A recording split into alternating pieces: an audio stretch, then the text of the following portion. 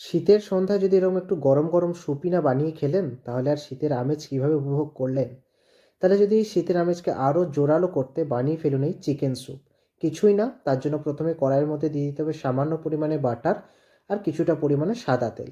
এখানে আপনারা পুরোটাই সাদা তেল বা বাটারে করতে পারেন। এরপরে এর মধ্যে দিয়ে দেবো 2-4টে গোলমরিচ এবং থেতো করা রসুন। রসুনের স্মেলটা যখন বেরিয়ে আসবে, তখন এর মধ্যে দিয়ে দেবো 4 থেকে 5টা আপনাদের বোনলেস চিকেন। এখানে এবার বোনলেস চিকেনগুলোকে দিয়ে আপনাদের ভালোভাবে নেড়ে নিতে হবে।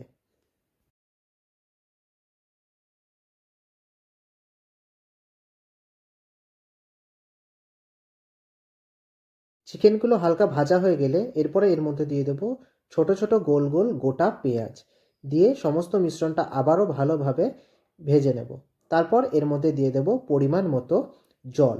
জল দেওয়ার পর এর মধ্যে আবার দিয়ে দেবো গোটা রসুন এবং তারপর দিয়ে দেবো স্বাদ অনুযায়ী লবণ। দিয়ে সমস্তটাকে আপনাদের ভালোভাবে সেদ্ধ করে নিতে হবে। 2 থেকে 3 মিনিট ফোটানোর পর চিকেনগুলো যখন সেদ্ধ হয়ে যাবে, তারপরে আমরা চিকেনগুলোকে আলাদা করে তুলে নেব। তারপর ওই যে স্টকটা সেটাকে আমরা ছেঁকে নেব। তারপরে স্টকটাকে আলাদা করে রেখে দেব। এরপর আবারও ওই কড়াইয়ের মধ্যে দিয়ে দেব সামান্য পরিমাণে বাটার। দিয়ে তারপরে এর মধ্যে দিয়ে দেব গাজর কুচি এবং বিনস কুচি। এছাড়াও আপনারা এর মধ্যে আরও নানা রকম ভেজিটেবলস দিতে পারেন, ক্যাপসিকাম, কর্ন। তো আপনাদের পছন্দ মতো আরও ভেজিটেবলস অ্যাড করতে পারেন। দিয়ে সামান্য পরিমাণে এটাকে ভেজে নিয়ে তারপর এর মধ্যে আমরা ওই স্টকটাকে এর মধ্যে দিয়ে দেবো। তার আগে আমরা ওই চিকেনগুলোকে ভালোভাবে কুচিয়ে নিয়েছি, দিয়ে আবারও ভালোভাবে ভেজে নেব। নেওয়ার পর তারপরে এর মধ্যে আমরা চিকেনের স্টকটা এর মধ্যে দিয়ে দেব।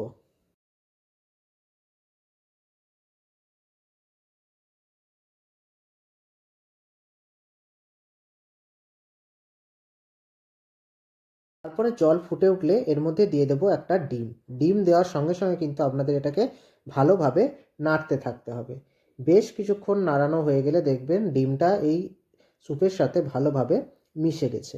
তারপর এর মধ্যে আমরা দিয়ে দেবো 1 চামচ হচ্ছে ভিনিগার, 1 চামচ সয়া সস। দিয়ে আবারও বেশ কিছুক্ষণ ভালোভাবে নাড়তে থাকবো।